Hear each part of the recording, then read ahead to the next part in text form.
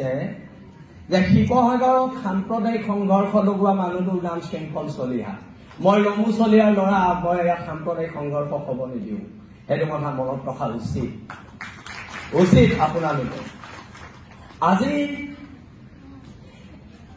ফৰিদ ইছলামৰ মোৰ এখন কাজিয়াত ৰংঘৰ চাৰিআলি সকলো মানুহ ওলাই আহি সম্প্ৰীতি নিদৰ্শন দিয়া নাই।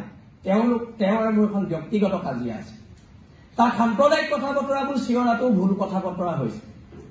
অকল সংযম কিয় আমি হ'ব লাগে? মই যোনদিনালৈকে হিন্দু বাংলাদেশীৰ বিৰোধ কৰি আছিলো, যোনদিনালৈকে মই অনা অসমীয়া শ্ৰেণীটোৰ বিৰোধ কৰি ৰাজপথত আন্দোলন কৰি আছিলো, শৃংখল তেতিয়া প্ৰচণ্ড জাতীয়তাবাদী ল'ৰা। তাৰ পিছৰ পৰ্যায়ত যেতিয়া আমি সন্দেহযুক্ত মানুহৰ বিৰুদ্ধাচৰণ কৰিলো, শৃংখল তেতিয়া সাম্প্ৰদায়িক। এই কথা বতৰাবোৰ নহ'ব। শৃংখল সাম্প্ৰদায়িক কিয় নহয় জানে? মই সেইদিনা গুৱাহাটীলৈ যোৱাৰ আগত মোৰ স্কুলীয়া বন্ধু ৰিয়াজৰ খুব গা বেয়া। মই এইবোৰ কথা বতৰা ফেচবুকত দিয়া নাই, আৰু মই ৰিয়াজক লৈ ৰাজনীতিও কৰিব বিচৰা নাই। ৰিয়াজক ডিব্ৰুগড় মেডিকেলৰ প্ৰিন্সিপালৰ লগত কথা পাতি মই নিজৰ পইচাৰে এম্বুলেন্স ঠিক কৰি দি ৰিয়াজক মই নিজেই দাঙি এম্বুলেন্সত তুলি ডিব্ৰুগড় মেডিকেলত পঠিয়াইহে মই গুৱাহাটীলৈ গৈছো। সেইটো হৈছে শিৱসাগৰৰ সমন্বয়। এই কথা বতৰাবিলাক চলিব। আমি কম, আমাৰ মনত ক্ষোভ আছে, আমি আমাৰ কথাবোৰ কম। আজি না কংগ্ৰেছৰ কাৰোবাৰ লগত মোৰ কথা বতৰা হৈছে, না বিজেপিৰ কাৰোবাৰ লগত কথা বতৰা হৈছে, না ৰাইজৰ দলৰ কাৰোবাৰ লগত মোৰ কথা বতৰা হৈছে। মোৰ কথা বতৰা হৈছে জাতীয়তাবাদৰ ওপৰত। মোৰ কথা বতৰা হৈছে অসম নামৰ মাজনী কেনেকে বাচিব তাৰ ওপৰত। এতিয়া খংবিলাক অকল বেলেগৰে আছে নেকি? আজি মনিৰুল ইছলাম বৰাক আপোনালোকে সোধক শৃংখল চলিয়া ঘৰ কেনেকে চলে। আজি যদি শিৱসাগৰ বিধায়কজনে কয় মই হিমন্ত বিশ্ব শৰ্মাৰ পৰা পইচা লৈছো, নিশ্চয়কৈ মোৰ ঘৰৰ মানুহৰ গাত লাগিব, মোৰ গাত লাগিব। শৃংখলে আজি এতিয়া কৈছে, শৃংখলে শিৱসাগৰত হিমন্ত বিশ্বৰ পৰা পইচা লৈ অসমৰ ইতিহাসৰ আটাইতকৈ কলংকিত মানুহজনক MLA বনাব লাগিছে। মই MLA বনাব পাৰিম নেকি? শিৱসাগৰ ৰাইজে MLA বনাব। মই পাৰিম নেকি কাৰোবাক MLA বনাবলৈ? আমি কাৰোবাক সমৰ্থন কৰিব পাৰিম, MLA বনাব নোৱাৰো নহয়। ইয়াত 1,20,000 30,000 ভোট আছে, সেই মানুহখিনিয়ে ডিচিশ্যন ল'ব। বাৰে বাৰে মোক যদি কৈ থাকে বিজেপিৰ দালাল, মোৰ তাত আপত্তি আছে। শৃংখল চলিয়াই বিজেপিও নকৰে, কংগ্ৰেছো নকৰে। আমি জাতীয়তাবাদৰ কেঁচা তেজ খাই ইয়াত আছো।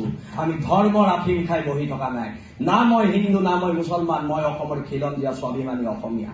সেইটো কথা সকলোৱে মনত ৰখা উচিত, যিসকলে আমাক এই ধৰণৰ কথা বতৰাবোৰ কৈ আছে। আজি প্ৰত্যেকটো ক্ষেত্ৰতে আজি এটা অভিযোগ আনিছে শিৱসাগৰ বিধায়কে যে শৃংখলে হিমন্ত বিশ্ব শৰ্মাৰ পৰা পইচা লৈ শিৱসাগৰত হিন্দু মুছলিম লগাবলৈ চেষ্টা কৰিছে। এনেধৰণৰ কথা বতৰাবিলাক গৰিহণাৰ যোগ্য হয় নে নহয়, ইয়াত বহি থকা ৰাইজে বিচাৰ কৰিব। মই বিচাৰ নকৰো, এইটো আপোনালোকে বিচাৰ কৰিব। কিন্তু যিটো মানুহে আজিলৈকে হিমন্ত বিশ্বৰ চাহটোকে গছকি পোৱা নাই, সেই মানুহটোক হিমন্ত বিশ্বৰ এজেণ্ট আখ্যা দিছে। সেইকাৰণে মই কথা বতৰাবিলাক স্পষ্টকে কৈছো, শিৱসাগৰত কাৰোবাৰ ৰাজনৈতিক লাভালাভৰ কাৰণে শিৱসাগৰত এনেকুৱা টুলুঙা আৰু সাম্প্ৰদায়িক কথা বতৰা হ'ব, সেইটোও হ'বলৈ দিয়া নহ'ব। কিন্তু সেইটো স্পষ্টকে আমি কৈ দিছো। কোনোবা MLA হ'ব, কোনোবা মন্ত্ৰী হ'ব, আৰু তাৰ কাৰণে এনেকুৱা ধৰণৰ কথা বতৰাবিলাক ইয়াত কৈ থাকিব, হ'ব জানো? সেই কথা বতৰাবিলাকো কিন্তু নহ'ব। ইয়াত জ্যেষ্ঠসকল আছে। মই ইয়াত ৰায় দিবলৈ কোনো নহয়, ৰায় জ্যেষ্ঠসকলে দিব। মই এজন ক্ষুদ্ৰ মানুহ, মই ইয়াত ৰায় দিয়াৰ মোৰ কোনো অধিকাৰ নাই। সকলো মোতকে প্ৰায়খিনি মানুহে জ্যেষ্ঠ, তেওঁলোকে ৰায় দিব। কোন সাম্প্ৰদায়িক হয়, কোন সাম্প্ৰদায়িক নহয়, এই কথা বতৰাবোৰ তেওঁলোকে ৰায় দিব। আজি যদি বাংলাদেশী খেদিবলৈ যাওঁতে, সন্দেহযুক্ত মানুহখিনিক খেদিবলৈ যাওঁতে এজন মানুহে থিয় হৈ কয় মই নিদিওঁ ইয়াৰ পৰা যাবলৈ, বাংলাদেশী হলেও থাকিব লাগিব, তেতিয়া সম্প্ৰীতিবিলাক কোনে নষ্ট কৰিছে? সম্প্ৰীতিবোৰ তেতিয়া কোনে নষ্ট কৰিছে? এই প্ৰশ্নবোৰতো উত্থাপন হ'ব লাগিব। এই প্ৰশ্নবিলাক কিয় উত্থাপন হোৱা নাই?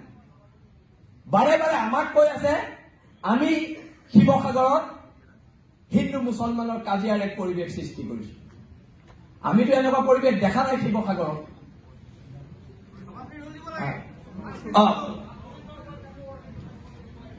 আৰু অনাগত দিনত এখন ঐক্যবদ্ধ সংগ্ৰামেৰে জাতি বাতি ভেটিৰ স্বাৰ্থত আমি সকলো খিলঞ্জীয়া মানুহ একত্ৰিত হ'ব লাগিব আৰু খিলঞ্জীয়া মানুহ একত্ৰিত হৈ চাউলুং চুকাফাৰ আদৰ্শৰে যি চাউলুং চুকাফাই সাংস্কৃতিক জাতীয়তাবাদৰ ভেটি গঢ়ি গৈছিলে সেই সমন্বয়ৰ ভেটিৰে আমি আগবাঢ়ি শিৱসাগৰ ৰক্ষা কৰিব লাগিব, শিৱসাগৰ জনগাঁথনি ৰক্ষা কৰিব লাগিব। ধন্যবাদ। জয় অসম।